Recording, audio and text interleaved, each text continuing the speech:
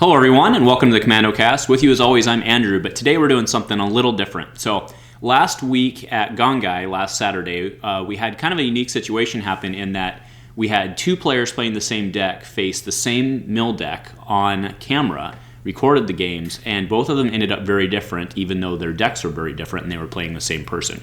So what I wanted to talk about today was kind of the differences in how not just deck comp matters, but also play style matters when you're playing mill. So today we're talking about a tale of two mills.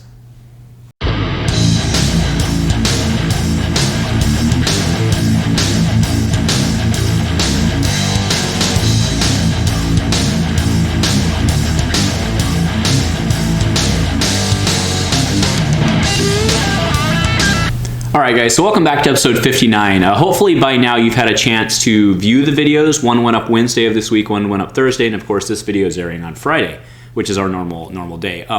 For the purpose of this, it's not completely necessary that you have watched those videos. It certainly will help put things in more context, and I will be adding some clips. So for those of you who don't watch the games on the channel and just come here for the cast, it's not super essential that you go back, but you might want to just take the time to do that before you do this. But either way, it's kind of apt that this is all happening because it seems that at the end of each meta, or at least as each meta starts to get mature, we kind of end up right back on mill. And maybe it's not even apt in this case to say meta, because with the RRG, we kind of had a new meta and all that, right? But really with the form that is created with each new set of cards that releases, it seems that as that phase matures and as we move towards the next expansion, or at least the point where we would hoping to get it, mill starts to become prevalent.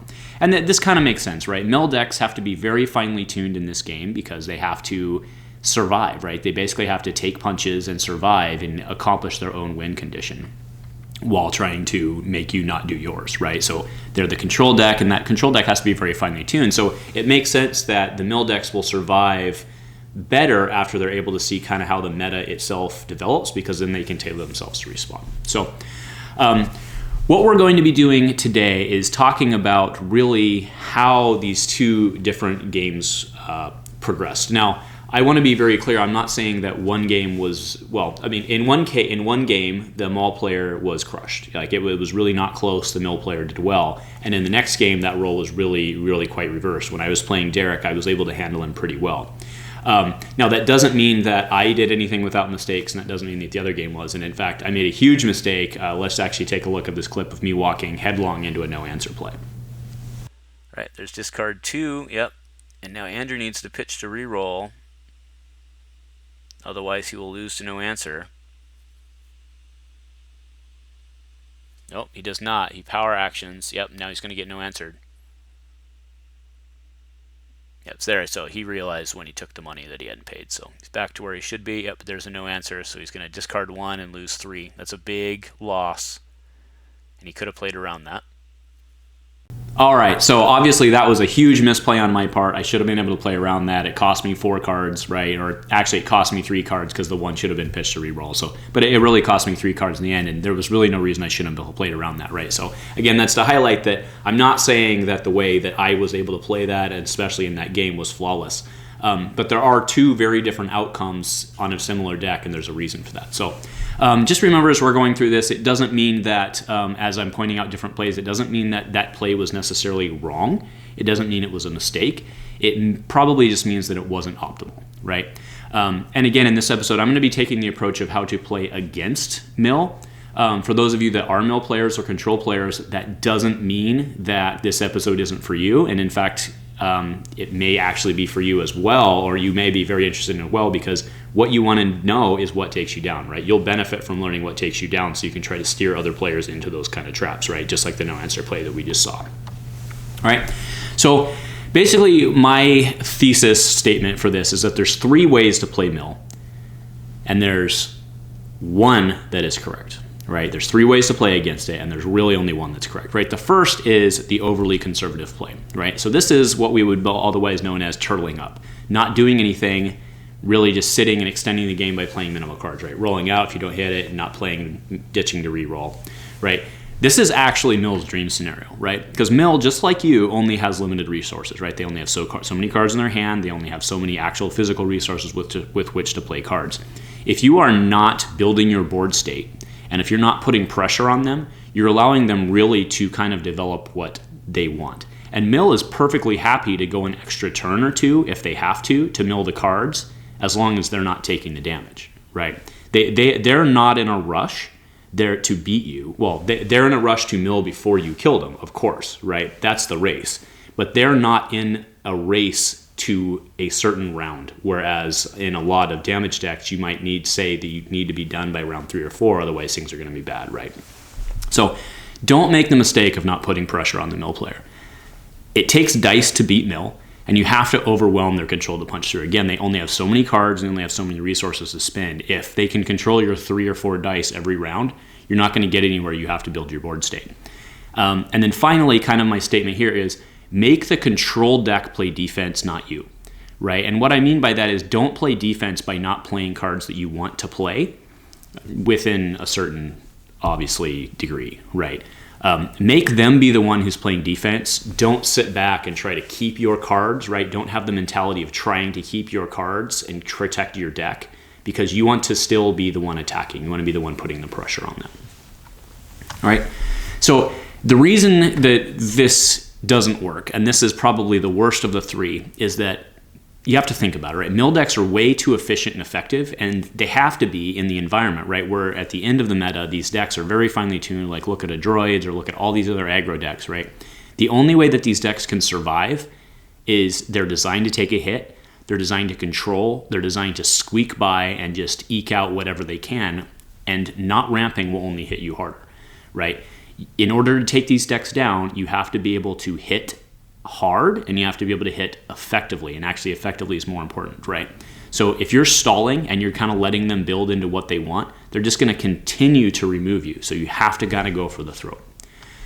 On the other side, though, if you play overly aggressive, and this is usually the pitfall that I think a lot of people can fall into sometimes, is overly aggressive doesn't necessarily mean blowing your wad, for lack of a better term, right? But what it does mean is, if you are moving ahead as if you were playing a normal opponent, you obviously can't do that, right? And I think most of us understand that.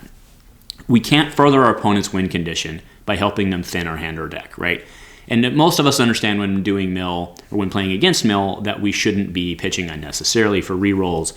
We all get that, right? You're not going to pitch to reroll probably 1 dice with a low chance. That's fine. But what we just need to remember is that every single card that we have counts. So we have to ensure that playing that card and furthers our win condition more than it furthers theirs, right? So again, in the case of pitching reroll, right, it may further our win condition to reroll and get more damage on the table. But we have to consider at the point that we're doing that, does what I'm getting out of this benefit me more, or does it benefit them more? And if it's them more, then we should not be taking that action, and we should be playing defensively in that case. So that's what really leads us to the third and middle, and I think the best way is, and shocker, I'm a value guy, right? Counter mill strategy, value-based play, I think is the best way to go.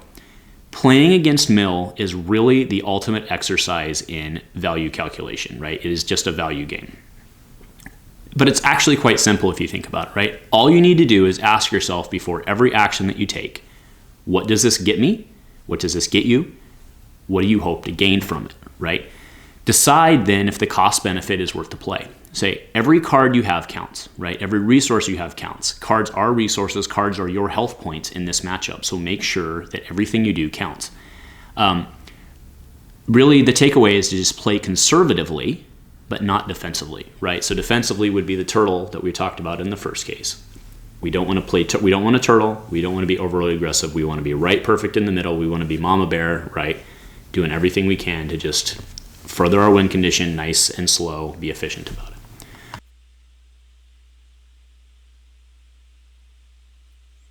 Okay, so Sarah's playing desperate measures.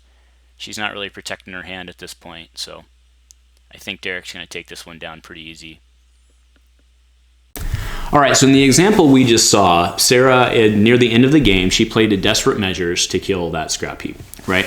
Now, let's think about this, right? First off, in this particular case, there were no cards left in her deck, so Derek would not have been able to actually get anything out of that scrap heap as it was at the point that she blew it up.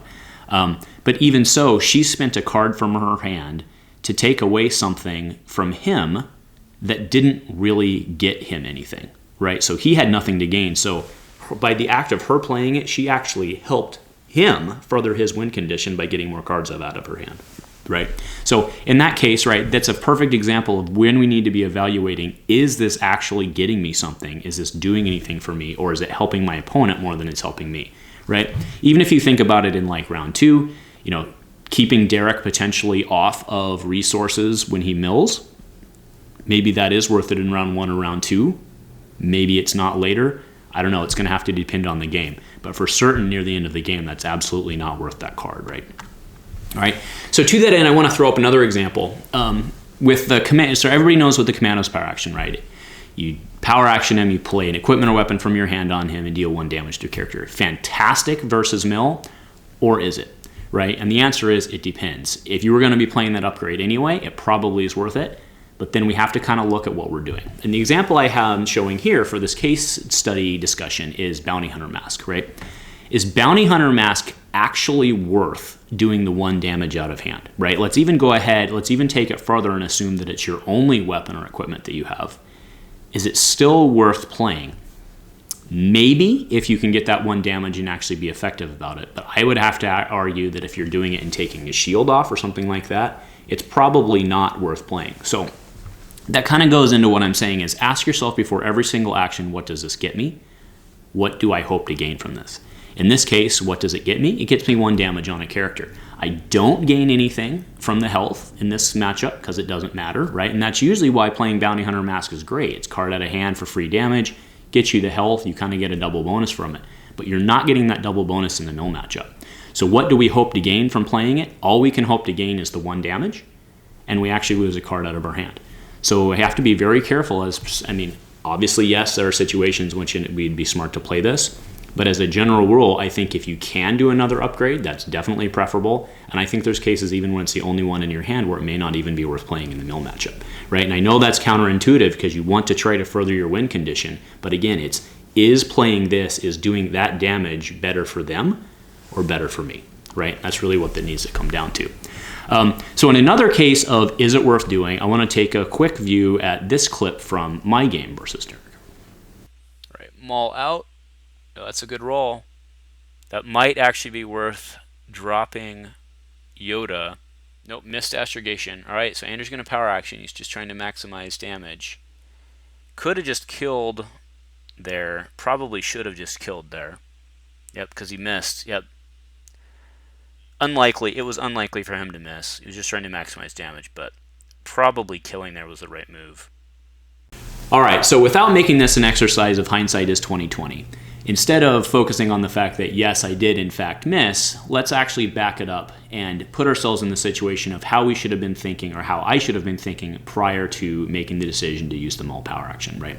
What I really need to ask was, what was I hoping to get? In that case, obviously, I was hoping to turn a 2 into 4 or more. Right? What did it cost me? What it cost me, or what it would have potentially cost me, was potentially a card or potentially a miss, which is what happened, right?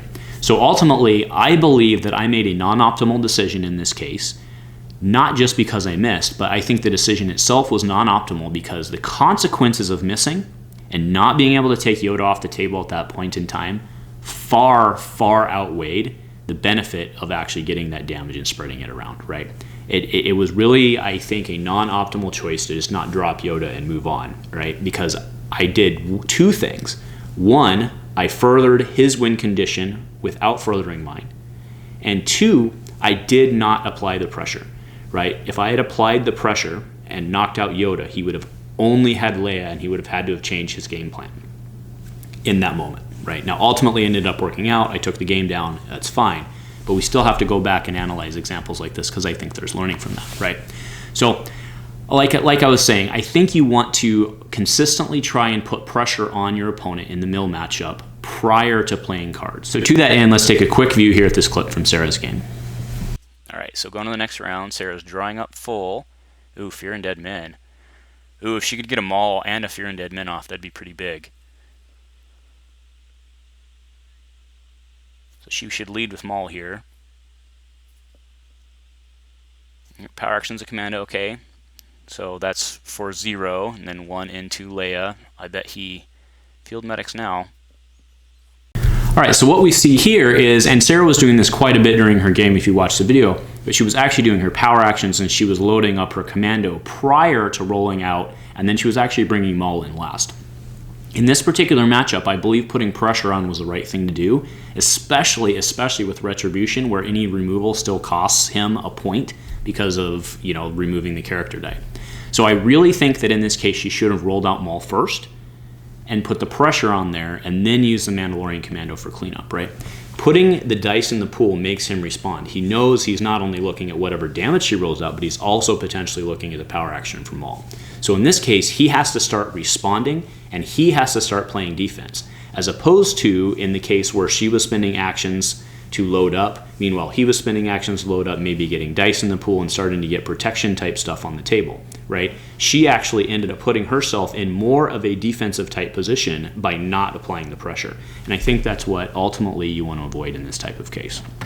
So, all right, that's pretty much it, wrapping it up. I just thought it was a really unique opportunity to be able to compare two very different play styles on two very, very similar decks into the same thing and see how the outcome was very, very different. Okay, so well, let me know what you think. What tips and tricks do you have for playing against Mill, right? Is conservative the right way? Is my approach the right way? I think maybe it is, but I think there's always room for improvement. So please let me know. Again, if you liked this particular episode, please leave me that feedback. It's always something I've been wanting to do, which is to try to tie in our gameplay videos to our discussion videos. We haven't really been very good at doing that, but it's something I've always wanted to try. So if you liked it, let me know. I'll try to do more in the future. And if nothing else, go Commando.